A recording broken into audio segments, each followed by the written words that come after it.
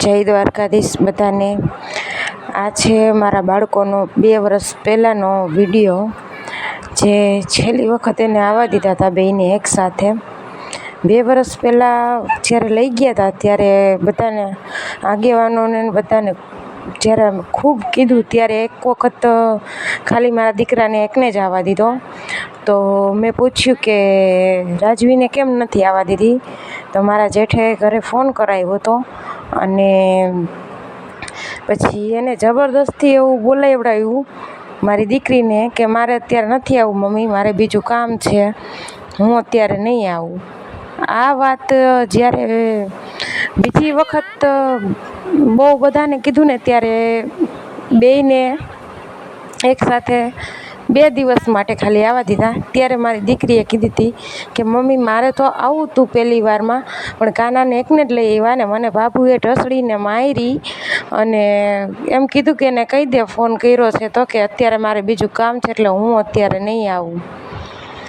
અને આ જિંદગીમાં એનો પહેલો ને છેલ્લો વિડીયો છે કે જ્યારે એ એની મમ્મી સાથે કેટલા ખુશ છે, પણ એને ક્યાં ખબર હતી બિચારાઓને કે સમાજના કૂતરાઓ એની જિંદગી નોચીને ખાવા માટે રાહ જોઈને બેઠા છે, કે આ એની છેલ્લી વાર એની મા સાથે આ વિડીયોમાં ખુશ દેખાય છે, પછી એને જિંદગીમાં હંમેશા માટે રોવાનું જ છે। આ વિડીયોને 2 વર્ષ પહેલાંનો છે, કારણ મારા બાળકોને નહોતી ખબર કે અમે પહેલી ને છેલ્લી વાર મારી મમ્મી સાથે હસી રહ્યા છીએ અને પછી અમને કેટલાક નુગરાવ લોકો છે ને અમારી માથી અમને જુદા કરી નાખશે અને અમને મારા મમ્મીનું મોઢું જોવા પણ નહીં મળે। એટલે એ બધાનું તો ક્યાંય સારું થવાનું જ નથી।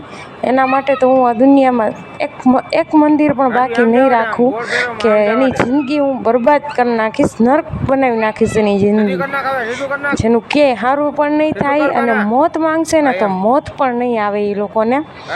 અને મારો દીકરો એમ કહેતો હતો કે મમ્મી અમને બાબુને અદાભાઈ એમ કહેતા હતા કે મને મમ્મી પપ્પા કહેવાના, એટલે મારી દીકરીને નહીં ખાલી દીકરાને એકને જ કહેવાનું એમ। તો હું એને એ જ કહેવા માગું છું કે કોકની માં જીવતા હે ને એમ માં ન બની શકાય, બરાબર?